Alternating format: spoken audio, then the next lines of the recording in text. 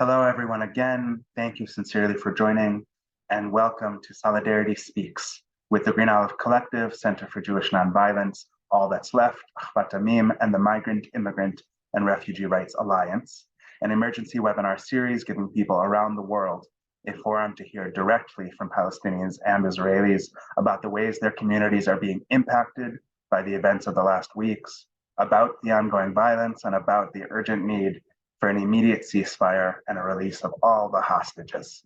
My name is Erez Bleicher, and I'm the Communications and Membership Director of the Green Olive Collective, a binational advocacy, information, and tour guiding center committed to a democratic future and an end to the ongoing displacement of Palestinians. We provide communities around the world with insights into the oppressive policies of the occupation and the resources to engage in meaningful advocacy in solidarity with Palestinian and Israeli human rights defenders. We are joining together today and weekly through this emergency webinar series as a global community of solidarity across borders. The current political establishment does all it can to separate Israelis and Palestinians, to isolate them from each other, and contain them in physical and imaginative cantons whose borders cannot be breached. We intend these weekly meetings and gatherings as a breach of those borders and an expression of solidarity, empathy, and common cause against the limits of the dominant discourse set by Biden and Netanyahu. We are very grateful to have with us today Sapir-Sluzker Amran of Breaking Walls and Naama Cohen of Culture of Solidarity to hear about the mutual aid, emergency response, and direct solidarity efforts that activists have organized these last weeks with the families of the Gaza envelope, with unrecognized Bedouin villages, and with human rights defenders facing legal censure for speaking against the assault in the Gaza Strip. Since the war began, an environment of severe repression, intimidation, and censure has taken hold, as many of you are, of course, aware. In the Gaza Strip, a lethal military campaign is on temporary pause and expected to resume. In Area C of the West Bank, communities face imminent expulsion from settler militias, and communities from the Gaza envelope and the families of the hostages continue to be treated with neglect and contempt by the Israeli government. As we watch the ongoing exchange of hostages for prisoners this week, including a reported fifth exchange in this last hour, Sapir and Naama are joining us to speak about these developments and shed light on their ongoing implications, and we're sincerely grateful. Our first speaker, Sapir-Sluzker Amran, is the founder of Breaking Walls, a grassroots movement that promotes civic, feminist, and community activism. She is a human rights lawyer, a longstanding participant in Mizrahi feminist movements for justice, and works to archive the unwritten history of social movements in Israel-Palestine. Our second speaker tonight, or today, depending on where you are in the world, is Naama Cohen, a community organizer and member of Culture of Solidarity, a community center and gathering space that works to develop justice initiatives, food programs, political education, mutual aid, and relationships across borders.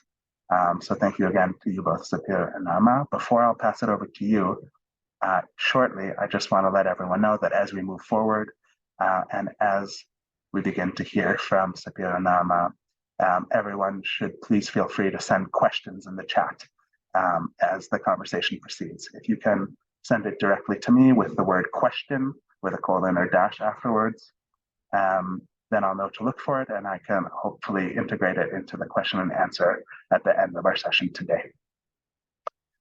So with that, I think I'll start with you, Sapir, and let you introduce yourself further. You should be able to unmute yourself.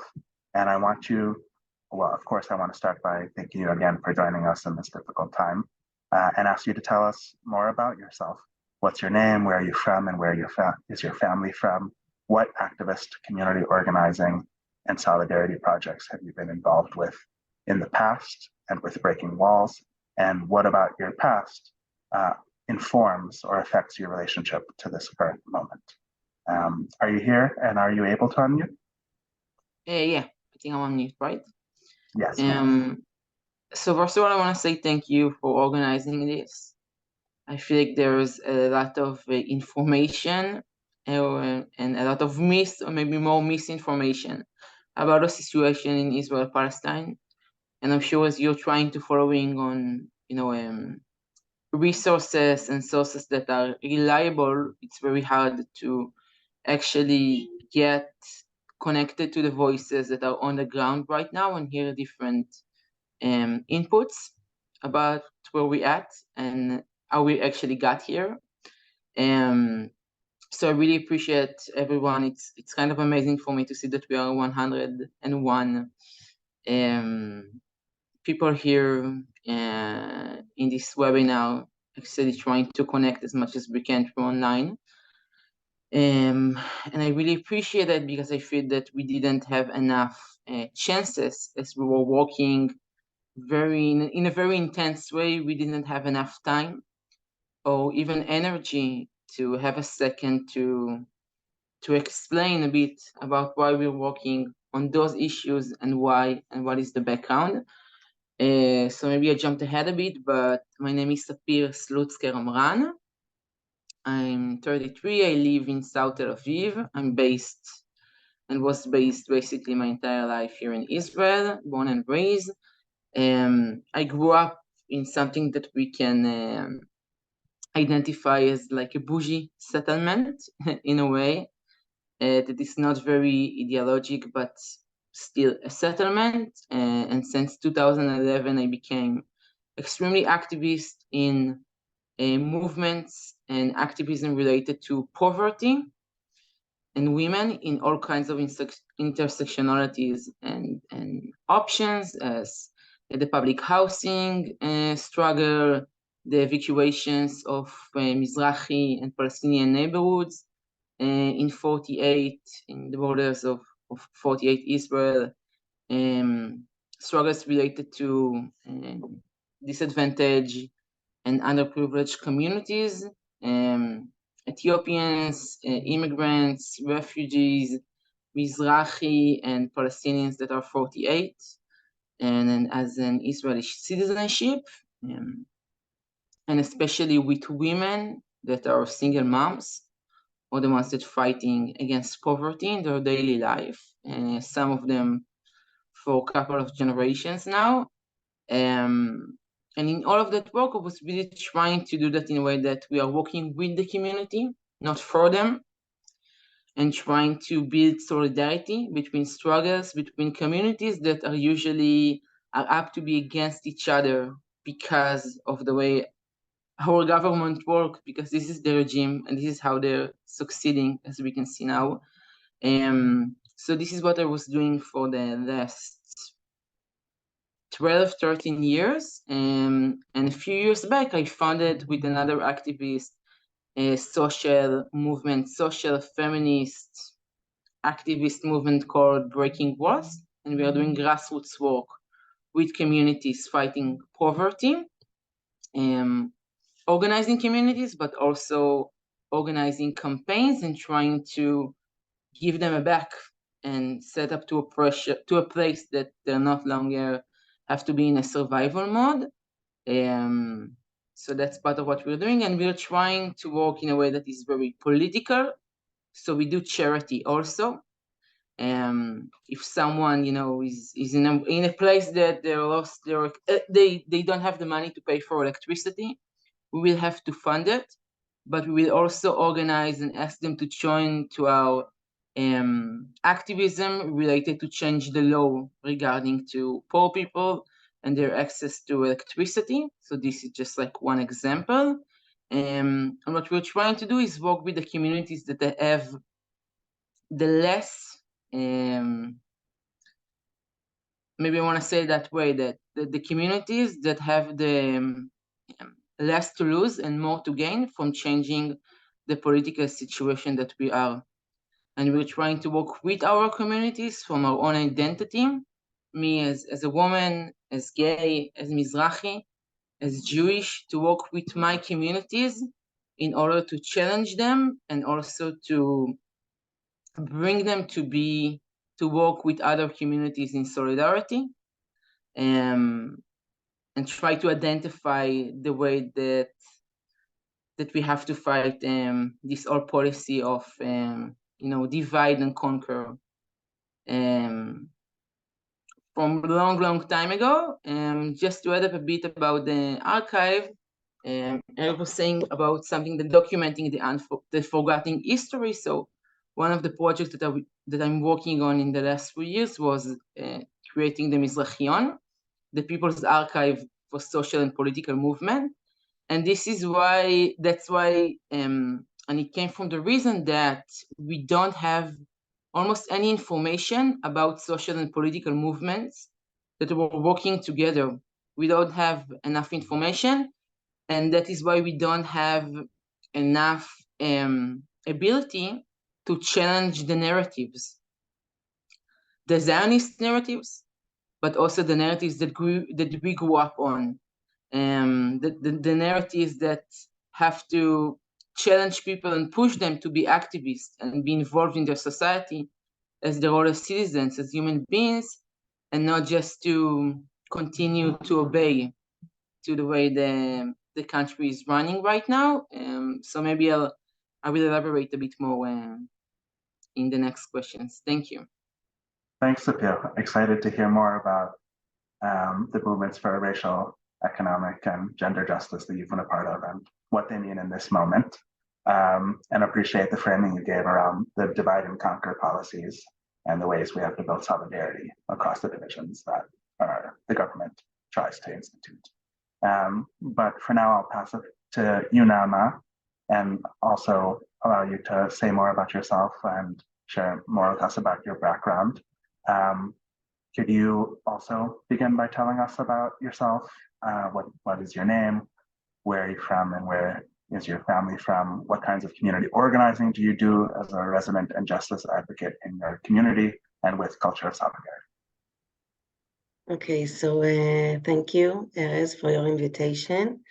I'm excited to be here. I'm usually behind the scenes, so I hope I'm not gonna embarrass myself too much. So my name is Naama. I live for the past 10 years in West Jerusalem with my spouse, and for the past 3.5 years with our son, and I have another one on the way. I met Sapir in 2013, I think, when I worked at the Knesset for a Knesset member. That was her agenda was very in the sphere of social rights and public housing and all the things that Sapir spoke about. After a year of working at the Knesset, I switched to work for the Ministry of Education, where I was in charge of, for the past 5.5 years, of projects for to improve the Israeli Arab educational system. Since I worked at the Knesset, I was inspired by Sapir and her co-founder of Breaking the Walls, also to become a welfare activist. And I did it pretty much on my own until 4 years ago in the pandemic. There was our community of Culture of Solidarity started to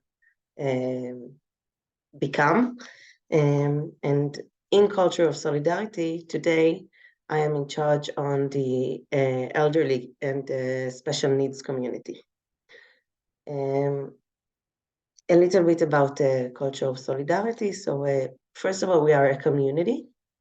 We are not an NGO. And what we try to do is we try to promote radical caring and a mind shift to make people understand how much affluence there is, how many resources we have within the community that we can use for the people in need around us.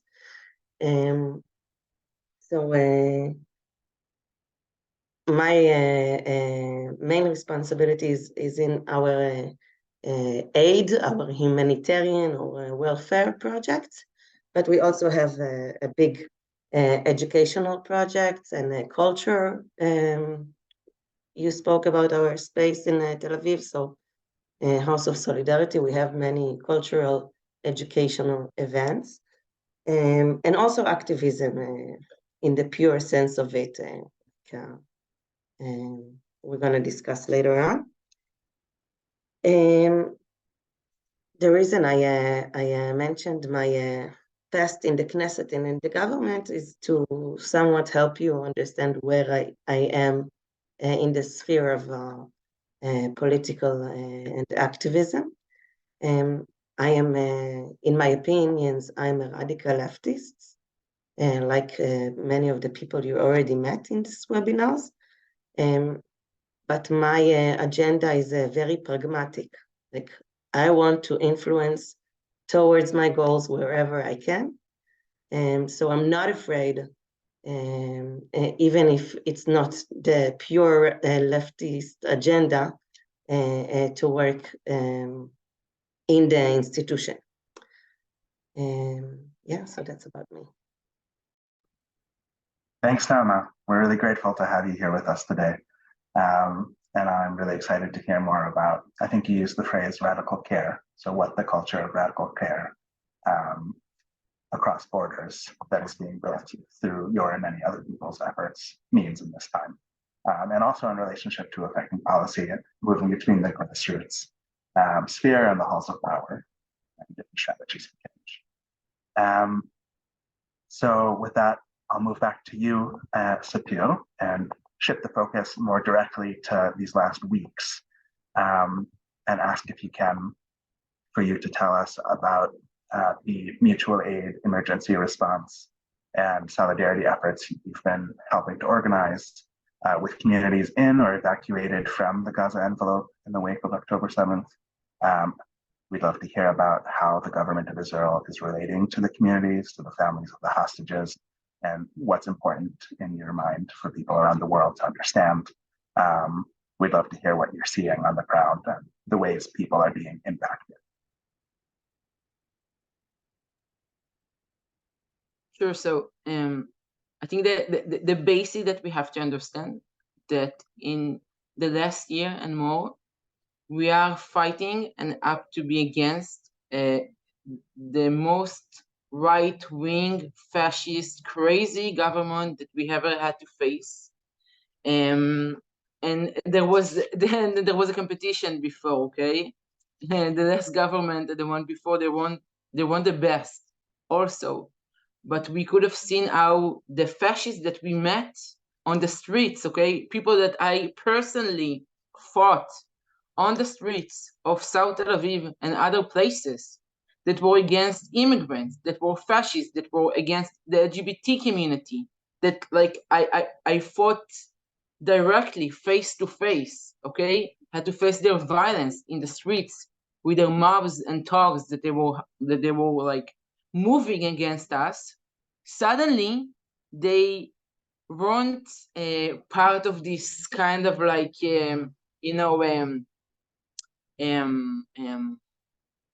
like radical communities that don't have a lot of power and just getting a lot of attention in the media.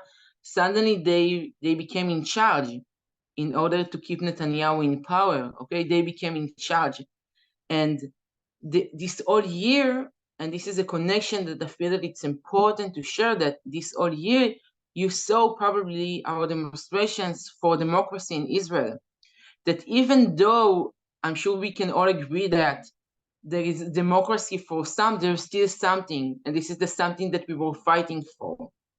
I wasn't agreeing with everyone, I wasn't part of the very mainstream, but we were still trying to push to hear the voices of the unprivileged communities and push for them to be heard on the stages. And then what happened, that we were talking about corruption, and we were talking about these unqualified people getting elected, and what the hell will be in a situation that is, the way the normal days. And then in the 7th in November, in October, in the massacre, it became this extremely unnormal event that we have to face, and they didn't know what to do. They were out, okay? So it was a situation from when the government is totally against us, and we have to face this status of extremely funded organizations that are funded by the radical wing, evangelist right wing from America, okay? Here in Israel, Palestine, we were fighting against them. And the whole thing that they were trying to do to keep and push for privatization of the entire systems, to continue with that, and pushed for these political nominees to be part of the government system, even when they have no idea what they're doing. And then this massacre happened, and people had to flee from their home. Thousands and thousands of people, and there was no one to help them, okay?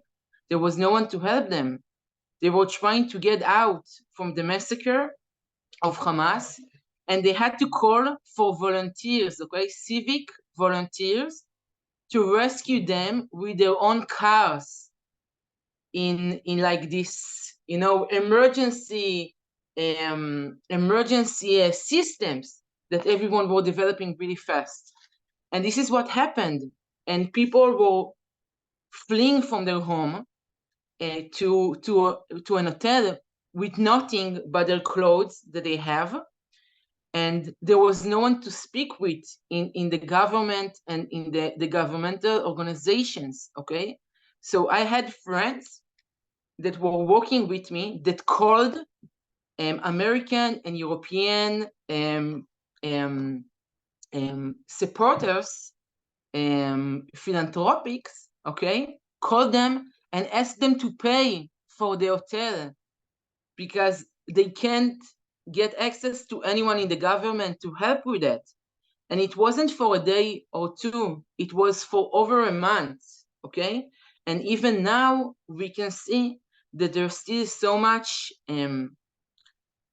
donations that are needed. So before even I'm starting to speak about our work, it's important for me that you understand that there was fundraising.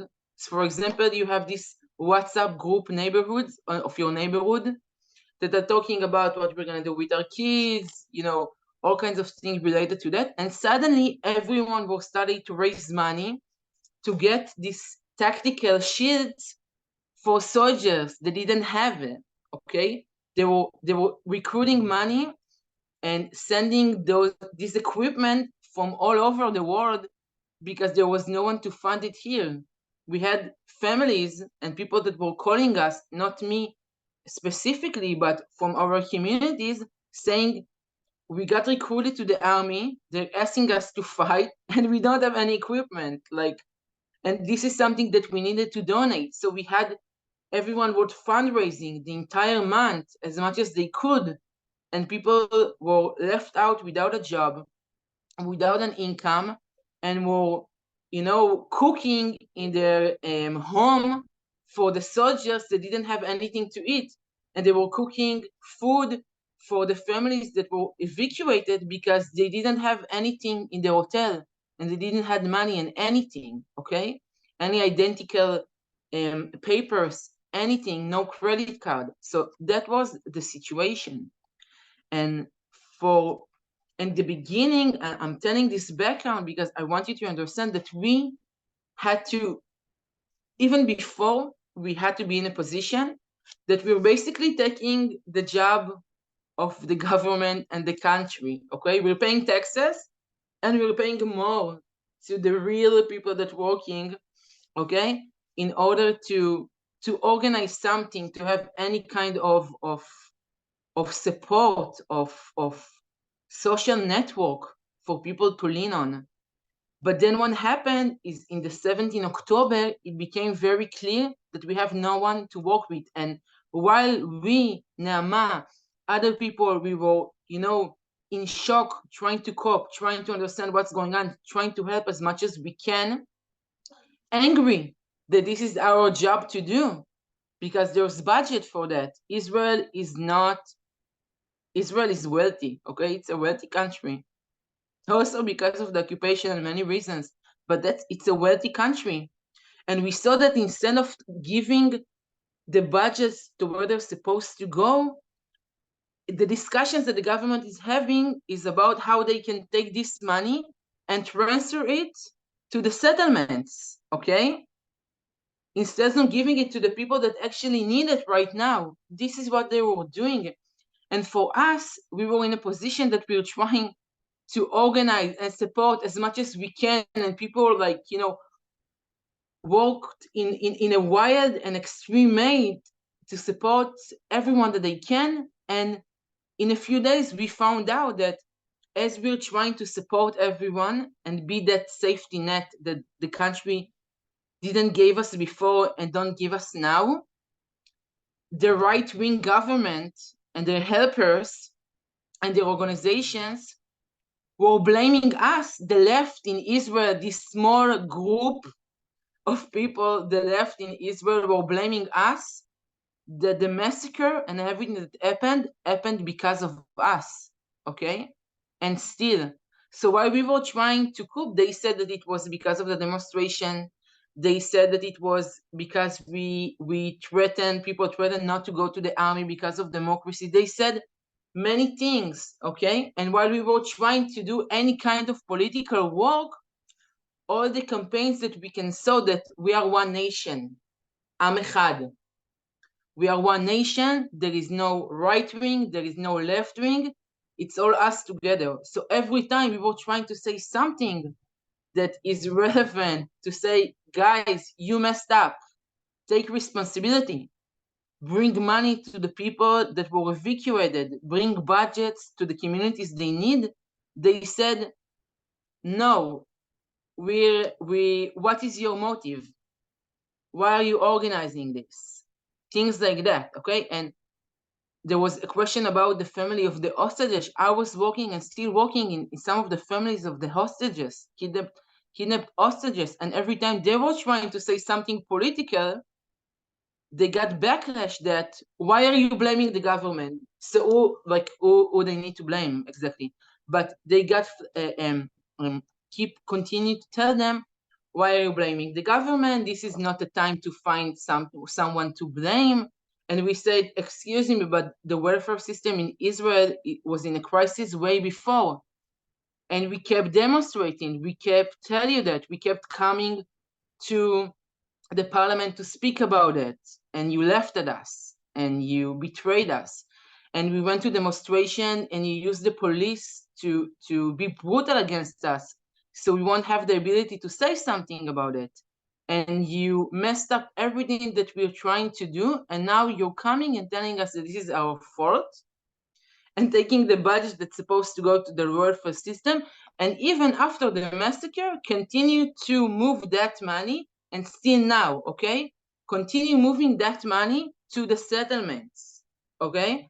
So what we were trying to do, just something shortly, that what we understood that happened in the first week is that so many people are left without any aid.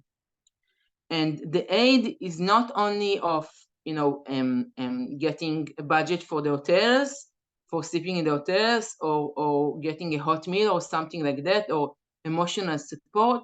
It was also, what are their rights in the situation? They have no rights, because what the government decided, when they took the time to say something and even to meet and talk about it in the parliament, they said, we're only gonna give support to the kibbutzim and maybe 1 or 2 cities. But there were many other people that were, in many cities, they were attacked also, that their communities has to move and forced to escape also. And still now they're refusing to give them any fund, okay? People that lost their job, lost their community, some lost their home, and they're still not giving them enough support, sometimes not even any support, because they actually don't care. And because those people, and I'm gonna wrap up with that, because those residents are coming from underprivileged communities, the Bedouins in the Negev, Mizrahi communities, single moms, Palestinians from 48, okay? They don't have political power, so they don't care about them, so they don't give them anything right now. So they have to continue asking for donations instead of getting their rights. And what we were trying to do is to build this legal network that's supporting them personally, but keep demanding the government to take responsibility. And in a way, I am saying it, and it sounds a bit silly because they don't care and they don't want to. But it's our job to continue to demand that and encourage more people to be more political and demand that, because otherwise, why do we need them? And why do we pay taxes? And why do we need to be part of this country? So I can say a bit more about it later if you have questions about this network and the situation that we're at now. Thanks, Sapir.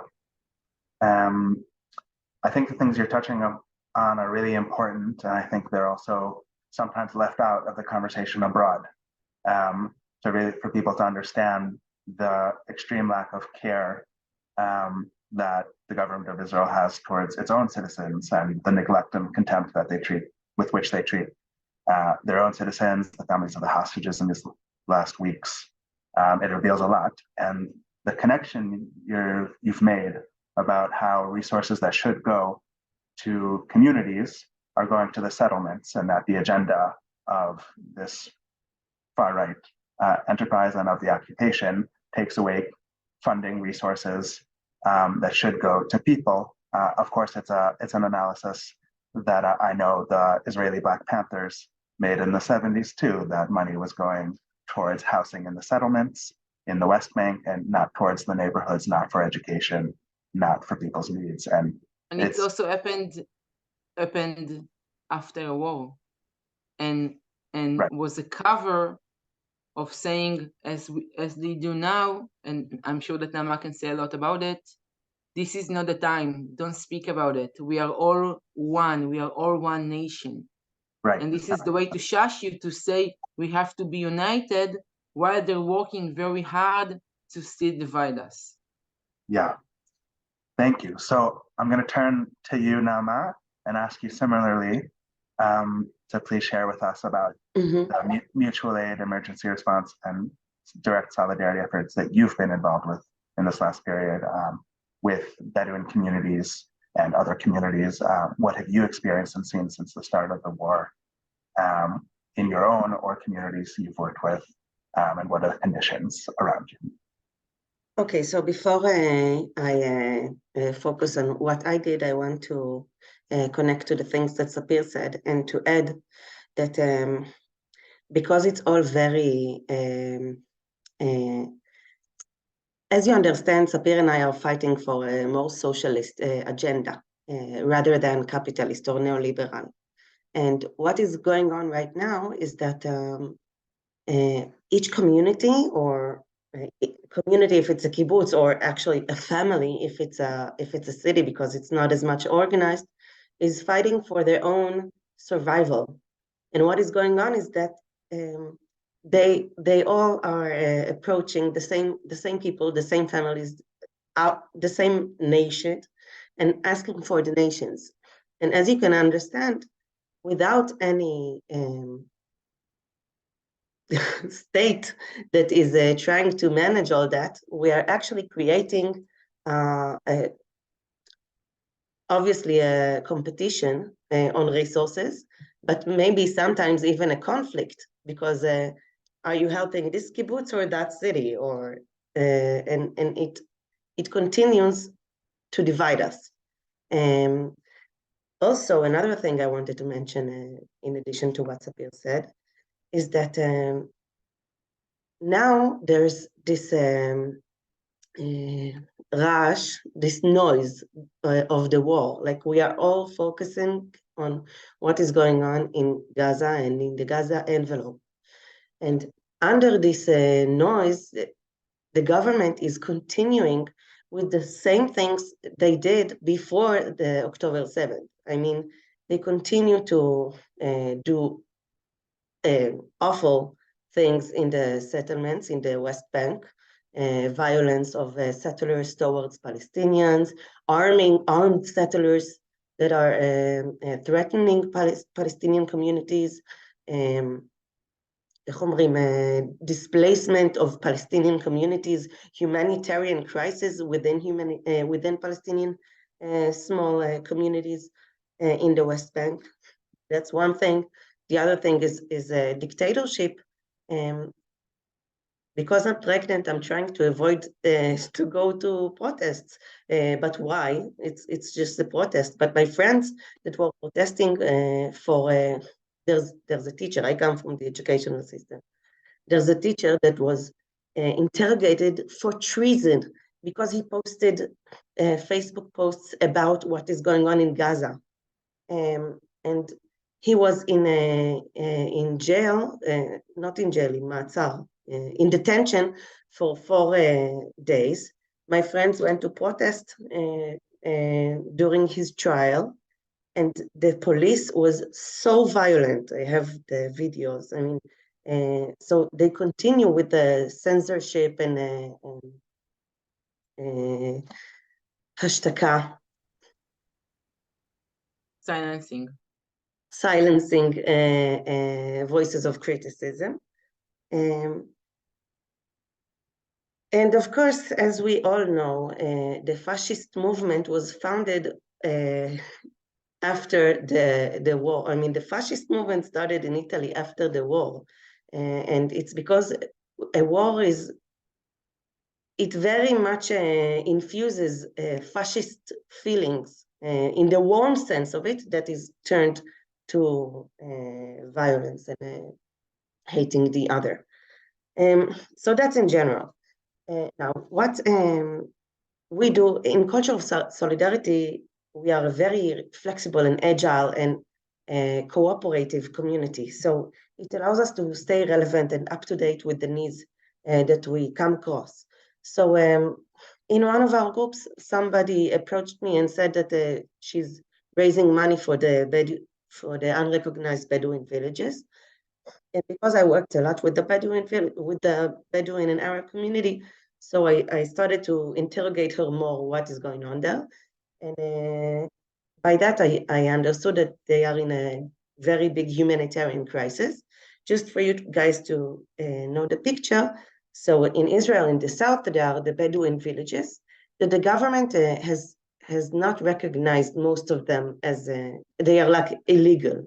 But I mean, they were there before the state was legal. So they exist for many, many years. The government does not acknowledge them. It means that they are not connected to water, to electricity, to all the infrastructure made by the government. And also, they don't have any public shelters. Okay, now they were in the rocket zone, and in the October 7th already, I think about 6 members of the same family were hit and were killed by a rocket that fell there with no shelter, with no sirens, with nowhere to hide. And in spite of that, as you understand, since the country does not acknowledge the villages, so they also did not evacuate them. And because they are in such a not safe, not safe, but because they can't trust the government that if they evacuate themselves, there will be a place to come back to. So they do not evacuate. They stay where they are. And it created a very big humanitarian crisis because they can't go to job. Many of the jobs they work in were shut down in the evacuation. The roads are shut down. The territory, most of it is a closed army territory now. And I mean, they are immobile. So they had I started talking with my connections, and my best friend is a more radical left activist than I am, and we started 3 days after the massacre to start organizing stuff for the unrecognized Bedouin villages.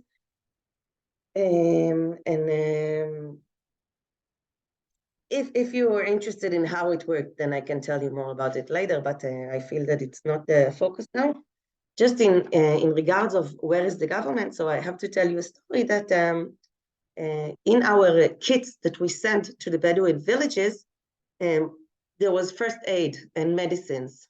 And I think after the second or third day that we organized it, I got a call for someone in the health ministry.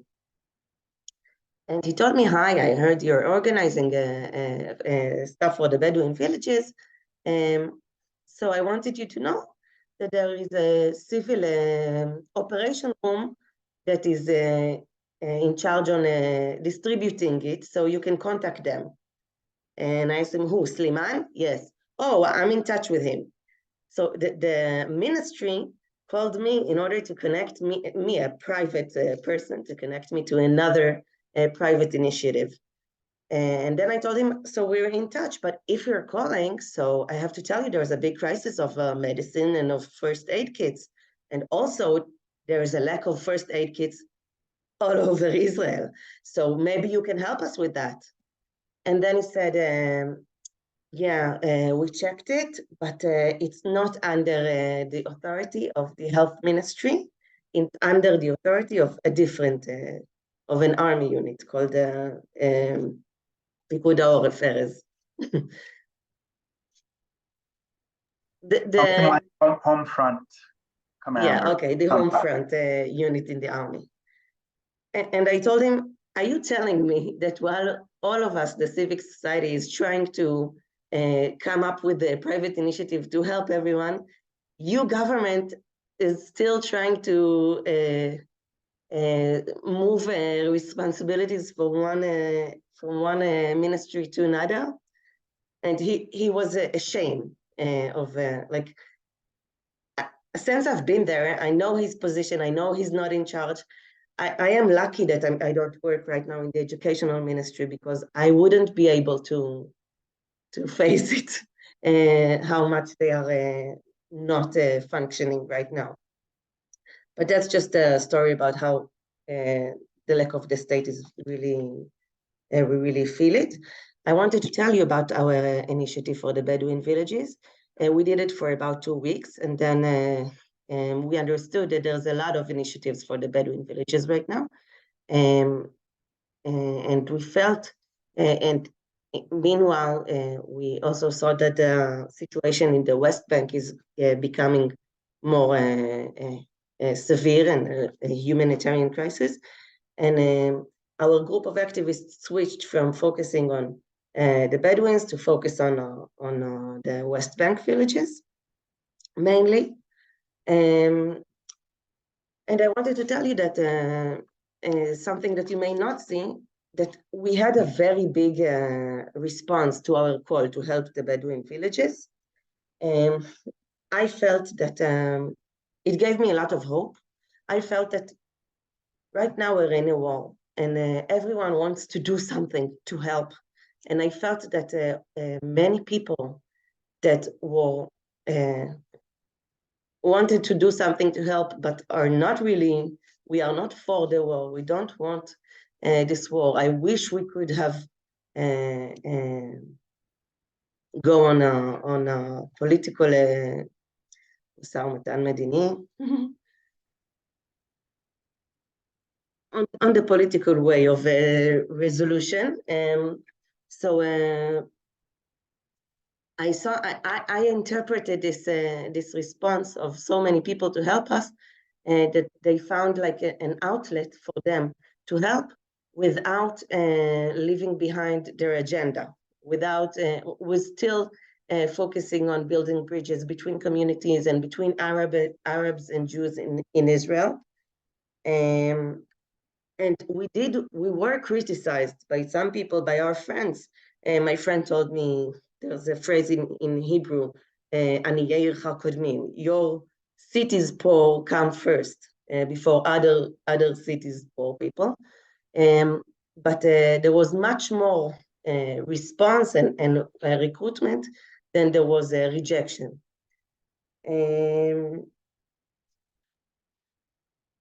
Another thing I wanted to talk about in the same sphere was that, as you understand, I'm in charge on the elderly. And I wanted to talk about how the people that are usually in need are more in need during this time. Sapir knows it very well. First of all, the poor people usually don't have a shelter. Like I have a shelter in my house. Poor people usually don't have a shelter. The elderly are more afraid to move around. Like elderly people usually go by bus. So right now you are afraid to take the bus, so you're less intended to go out of the house. And usually the poor people, many of them work in black, they work in cash.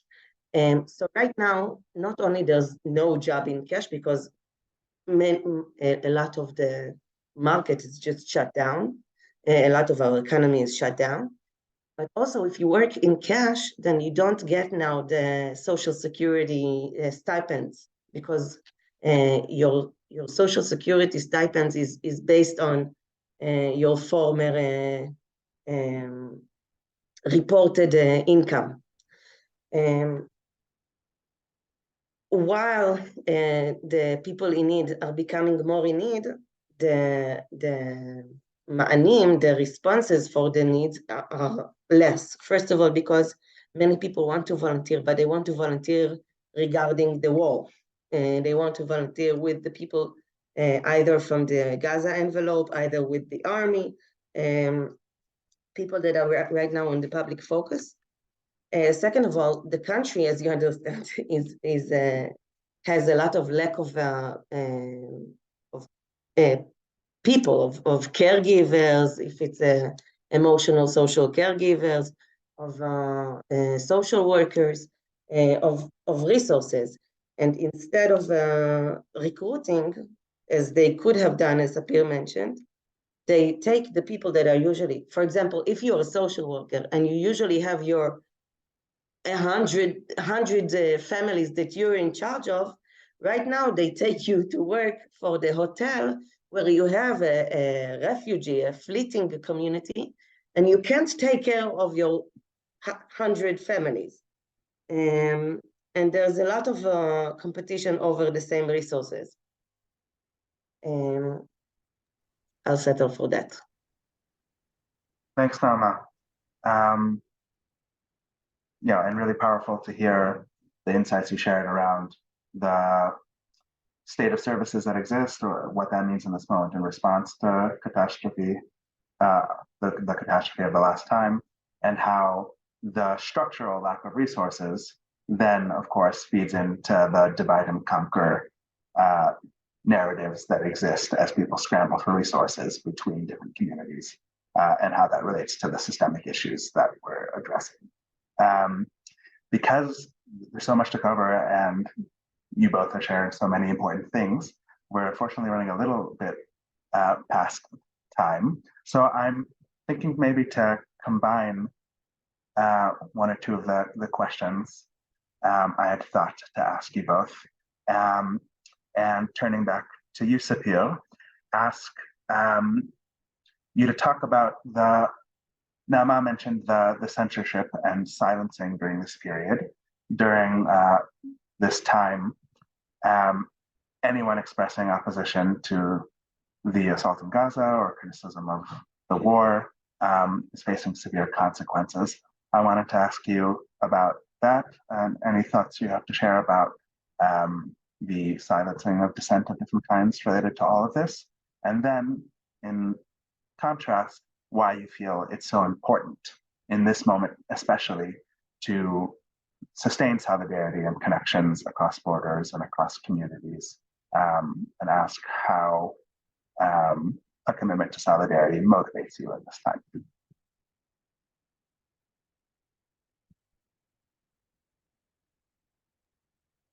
Yeah, it's I feel like it's such a complicated and crucial question. I wish we had more time, but it's so important that we have the chance to elaborate as much as we can on many issues, because there's not enough information and conversation about them. But for me, I have to say that we were forced to take sides. Okay, the situation now is that, are you standing with Israel or are you pro-Palestinian? And that's it. And we didn't have the chance to say, wait, I care about the people in Gaza and I care about the people here. And for me, when you're saying we are one nation, we are, and you want me to speak only about my people, they are my people too. I'm not, when my grandmother is Iraqi, I see women, grandmothers in Gaza fleeing for their lives that looks the same as her. Who are we to say, no, we don't care about them? And right now, we are facing a situation where if we're not choosing to be completely and to stand behind the Israeli regime and their decisions and bombing Gaza and that to everyone, we are traitors in our own communities. And this is the situation that we have to face. And we are insisting not to do that, because I want to say that when I see the communities of Palestinians that I know, they're part of my communities also. They're also fighting poverty, and they're also fighting against the discrimination that they're facing. And you're also fighting discrimination inside our own society.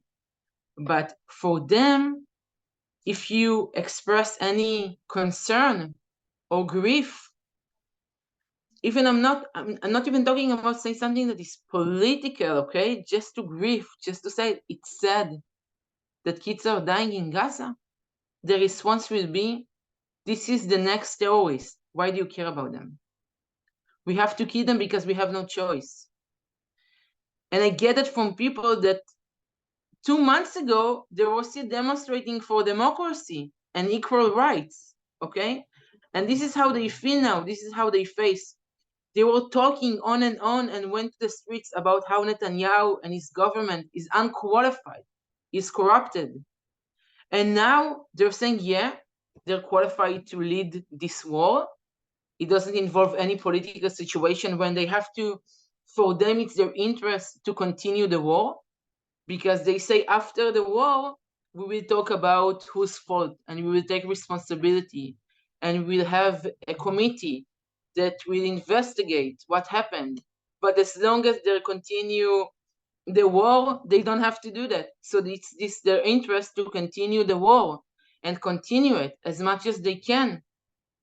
And I want to say something about the families of the hostages, that when they went to the streets, it took them maybe a week to went to the streets and start something that was very modest. And just to stand with a sign that's saying, we want our families in Gaza, we want them back. And just for saying, don't bomb Gaza because my kids are there. People said that they are affecting and hurting the ability of the IDF, because we want to win, we want to destroy, we don't want to hold back. And you're hurting, you're against the government, and you're supporting Hamas by doing it. You're giving the Hamas the power. In a sense that there was a father that I know, a father of someone that is still kidnapped right now in Gaza, that experienced violence from someone on the street that told him, you're supporting Hamas by standing here. So even someone that has a child that is kidnapped right now in Gaza is facing that kind of violence. Think about us that are trying to say something that is a bit more complex. And not to speak about what's happening to Palestinians right here that are silenced, okay? I have friends that they don't know what's going on with them. They vanished from social media. You don't see them, okay? If they're saying something like, it's horrifying to see what's going on in Gaza, they can face detention and arrest, and even discussing about taking their citizenship, okay, of things that are nonsense. And I'm saying it as a lawyer, that are nonsense. I was a few weeks ago, there was a demonstration. I can't even call it a demonstration, okay? There was just people standing with signs saying no to the war, okay? That's it. And standing with signs saying we support ceasefire. And they were arrested brutally. And I went to the police station to represent them and saw them and saw the way they acted and saw the videos. And the police, what they were saying is that there are no demonstrations during war. We will not allow that. Okay, this is what they said, and this is how they acted. And this is what's happening while we're trying to do these projects of mutual aid, while we're trying to support people with legal aid, while we're trying to organize, while we're trying to support our families. There is no one today in Israel that don't know someone that were murdered, that was kidnapped, that disappeared, and no one knows what's going on with him. There is no one. And while we're trying to lick our wounds and support our communities as much as we can, and by communities, I'm including the Palestinian communities, we have this entire government and organizations and the right-wing extremists that doing conferences right now on how we can go back to live in Gaza, and talking about, I'm not sure how you're saying it in English, but Eretz Israel Shlema, the whole, the biblical Israel. Greater okay? than Yeah, this is what they're talking about. We are trying to support the families of the hostages, and we are trying to support our communities here, and we are trying to speak for our ability to express if it's still a democracy. So can we say something about it? No. And while we're doing it, this is what they're aiming for. And there was a question about the budget, so I'm going to answer that. They are taking the money right now to support the settlements and elaborate them and expand them. This is what they're doing, and they're planning their whole vision. While we are fighting, they are bringing the Torah book to Gaza to celebrate it as they're, I don't know, organizing a new synagogue, okay? And they are coming with signs and saying, this is the place where we're gonna build the next settlement, okay? Even though that people didn't ask for that and we don't want it. And they're promoting this conversation of revenge. But when we're trying to talk about peace, we are considered as the traitors. So I want to say it's a lonely place in a way, but we know that we have support. And I know that facing forward, we have this hope that things will not come back to be as they were before the 7th. And that people here will understand that without any peace agreement and without any agreement and solution of agreements, the violence will never stop. And it doesn't matter how Israel will continue to oppress and to bomb. It doesn't matter. It will continue. It will continue. It cannot not continue by that situation. And the way that we're seeing now is that I feel that our role is to use the privilege that we still have of continue speaking about it, even though, and I want to insist to talk about that point, to make it clear that by doing it, by going to those demonstrations, by organizing them, by posting something that you will think that is extremely not political, but for us, like in this situation, is very radical, we are facing threats, we are facing arrests, we are facing threats of families. There were people activists here that were forced to leave the country and move to another home even because they got threats on their families. We have groups, WhatsApp groups, with thousands of people that are sending information, personal information about activists. And you will ask what they did that it deserved them. No, nothing is deserving it, but what they did, and you see their post and they're saying, we want ceasefire. This is the extremist thing that they say, okay? And there are groups that sending their information saying about where they live, the phone numbers of their parents, okay? Where they work, asking to fire them, going to their universities and complain about them that they're supporting terrorism, even though they're not. And we see it more with Palestinians, of course, but I think something happened during the last 2 months that we had any kind of protection or more protection as Jews, and now we don't have it anymore. Now we have this, equal treatments in a very messed up way, as Palestinians, and I think that we will have to insist of keep speaking, and it's hard to want to express solidarity with Palestinians, and to think before, if I'm gonna do it, will I have to be in a position that my grandmother will get phone calls saying that our granddaughter is a traitor and support the Hamas because I just said that I'm against the war and I'm supporting ceasefire. Yeah, so I hope that people will awake from that. But it's a personal price that we are paying now, but we have to pay it. Otherwise, what are we doing here? If we are here and we're activists and we're living here, and this is still our country and our homeland, and we have those privileges, we have to use them, even though the situation is very disappointing and devastating. Yeah. Erez, can I continue, because I see that people need to finish, so I'll try to wrap it up in a positive note. Great, yes. Okay. Would love that.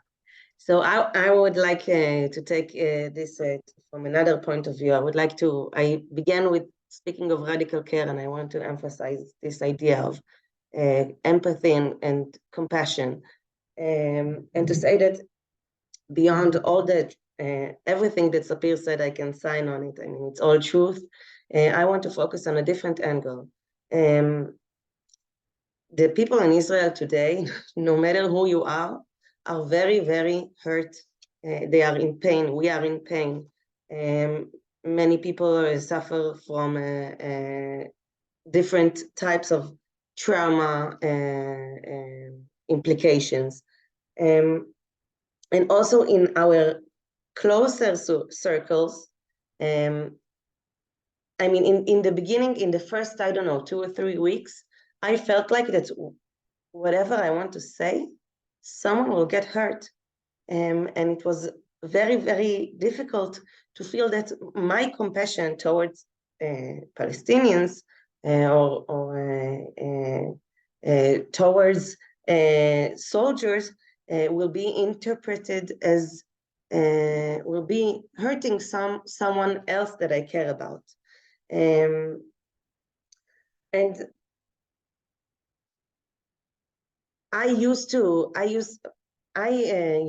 Israel, we talk about all the conceptions that were destroyed on October 7th, and many people think that leftists are suddenly changing their mind. I mean, because now we all see how the Palestinians are. I also have a conception that was shifted after the October 7th. I used to view Israel as a great power, and I was a leftist because I thought that if we are so strong, we are not allowed to behave in such immorality towards towards another people. I mean, we can't harm Palestinians, and we, as the strong מעצמה, the strong country with the power, we should take control and create a different future for both Israelis and Palestinians. And after October 7th, I understood that Israel is not strong. And now my leftist agenda is not from this privileged, strong position that I think that Israel should behave with moral.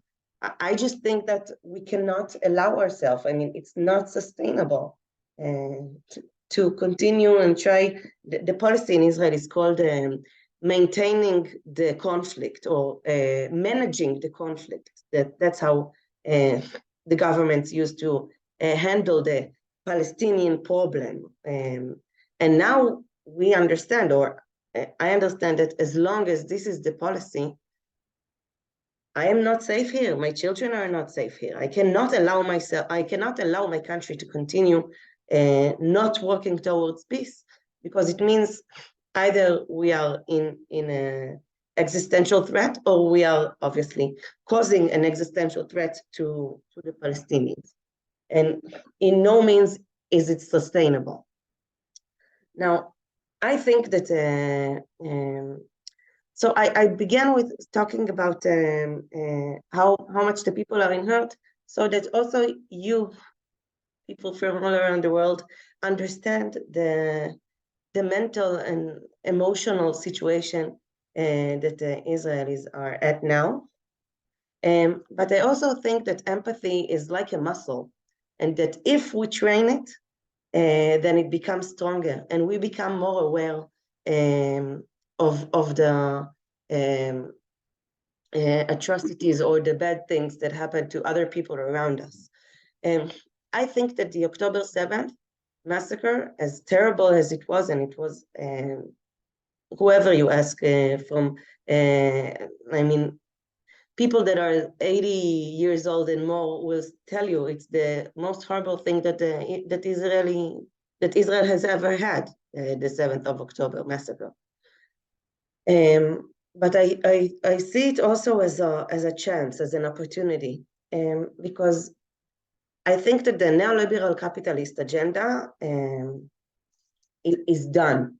I don't think that people will become a leftist in the national sense right now. No, the mainstream is obviously right now going right, and people that were more leftist now, they switched a little bit further right. But I do think that the socialist agenda is now going to take place, or a more significant place in the Israeli political sphere. And I believe that if we use this opportunity and create a government that is more socialist, more responsible for not doing this divide and conquer that Sapir beautifully spoke about, but trying to focus on creating more empathy between the citizens, spreading more resources to the welfare, health, and educational systems. I think that people's minds will also shift in this direction.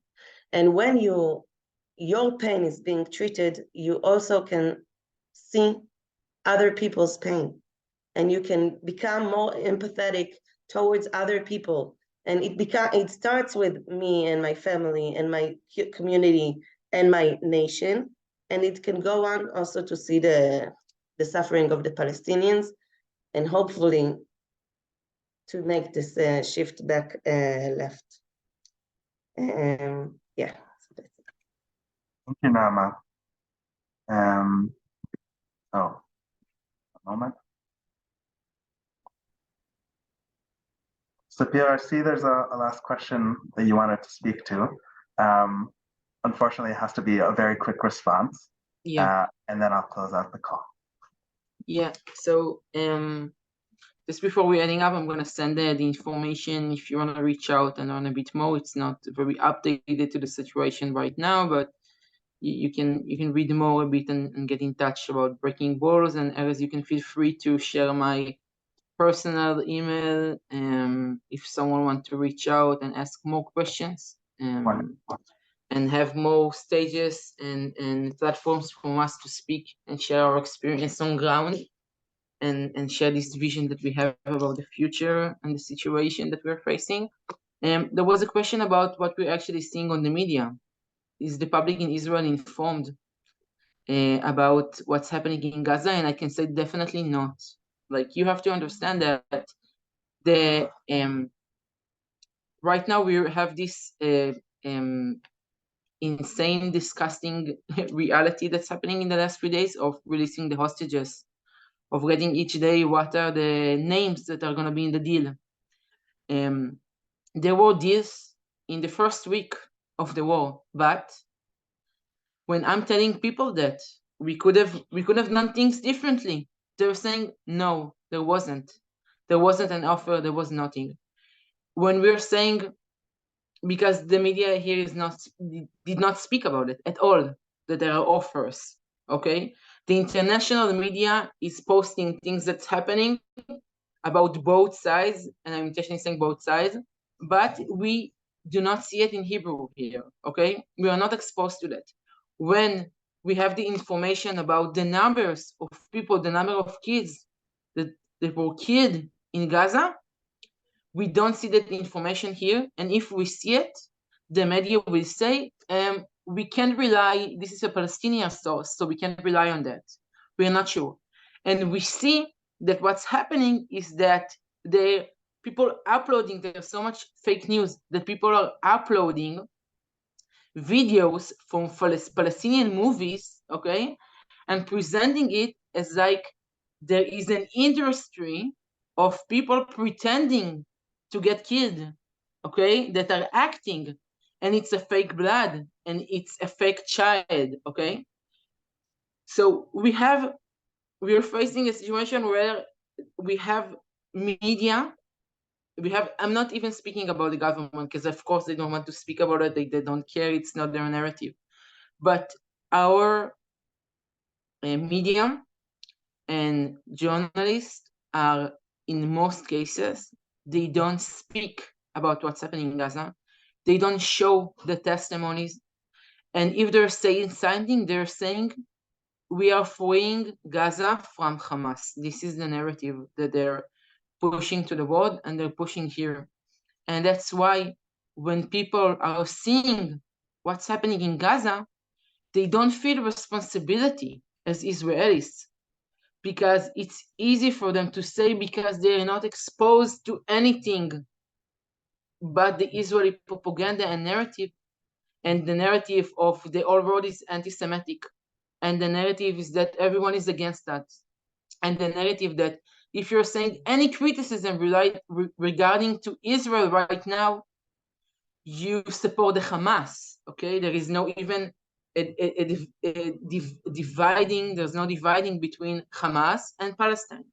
You can support the Palestinian freedom and independence and rights without supporting a terror organization, but they don't see it and they don't talk about it in that way. And when that's happening, when we are speaking on the streets, it sounds like we are, like, I don't know another way to say it, but it sounds like we are mentally ill as leftists, that we didn't change our opinions. Yeah, that we didn't change our opinions after the massacre, because we continue to say, listen, what's happening in the 17th October was a massacre. Nothing can justify that. But this massacre doesn't give us the permission to bomb thousands and kill thousands of innocent people in Gaza, to displace them. And it's so insane that we have politicians, okay, in the government that publishing by themselves, publishing op-eds in English saying that our solution to the situation is to clear Gaza, no matter what, just to clear them. The Palestinians can go to Jordan, they can go to Cairo and to Egypt, Europe. they can go to Europe, they can go wherever, but they will not stay there.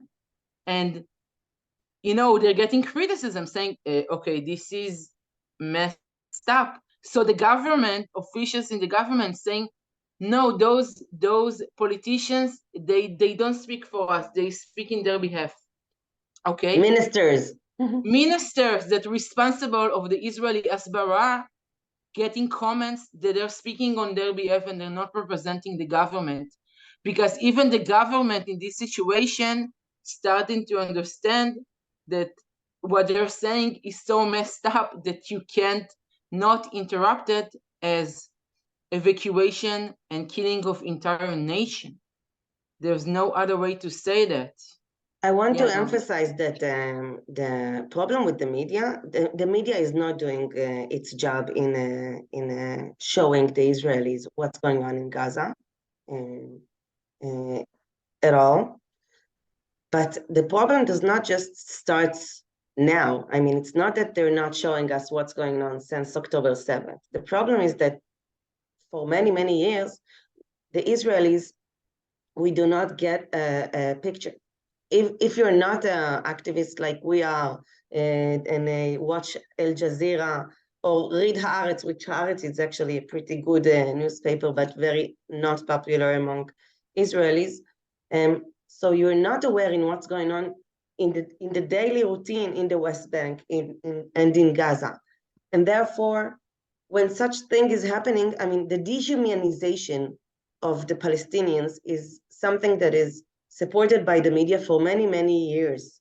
And so right now, of course, it would have helped if we had been shown what's going on in Gaza, but it wouldn't have this much effect because people are already brainwashed towards in order to see the world in a specific way.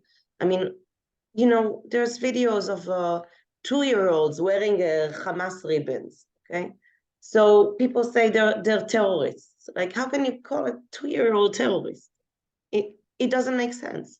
But we already brainwashed. We already are in a long process of dehumanization of the Palestinian people. So it's easier to start a war and to do such atrocities when this is what the public knows.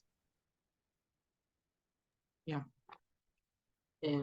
But we have to finish in a positive way and give hope. So just to say that I really appreciate, for me it was, and I'm sure I know that for Naama also, we feel a bit isolated, and it was important to us to have this chance to tell about our work, but also share this vision that we know, and we have to insist that one day things will be better, and we have to insist that, you know, we will have this place that we live, everyone here is living comfortably in peace and with dignity and in a welfare system, and this is something that we have to exist because we want to continue to live here. So for us, I'm happy that we have partners, to know that we have partners abroad, and I'm happy to know that we still have many friends, Palestinian friends, that are partners that didn't let that war, and we didn't let that war. And no matter what, we know that we are partners to each other, that we have to work together, and that we are one.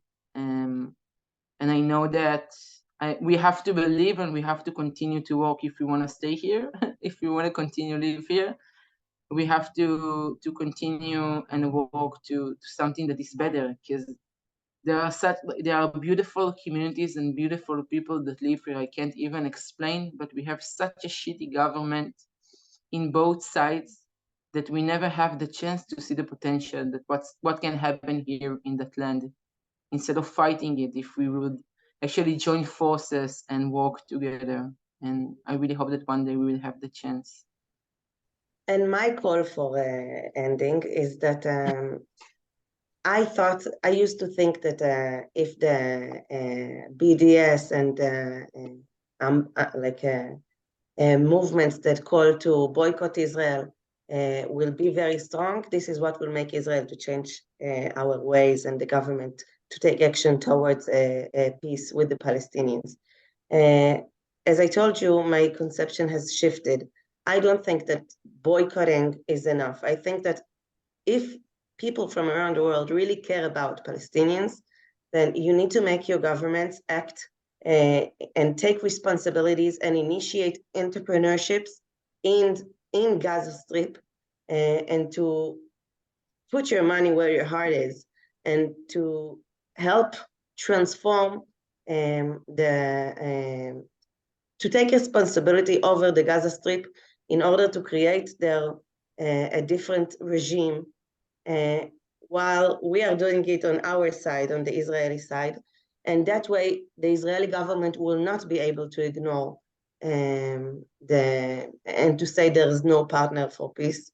We need you. I mean, we need your help. We need the countries not just to say we're for Israel or we're against Israel, but to really be invested within the Gaza Strip and also within the Palestinian Authority in the West Bank in ways that Israel cannot defy, and will have to start a political agreement.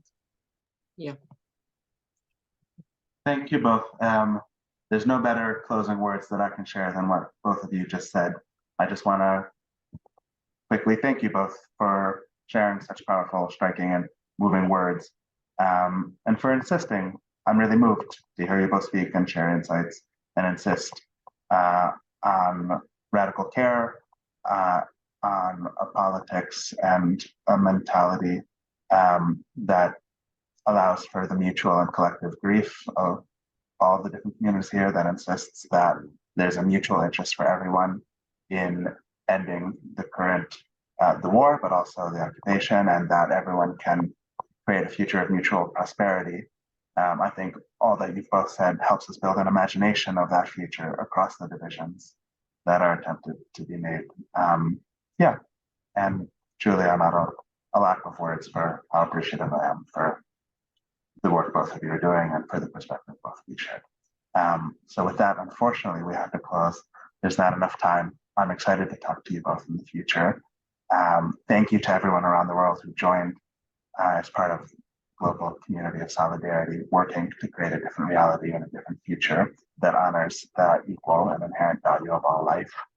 And join us for the next webinar of Solidarity Speaks this coming Wednesday with Ahmed Heru of Combatants for Peace, an organization of former combatants, Israeli and Palestinian, working now to end the occupation and create a future of mutual prosperity.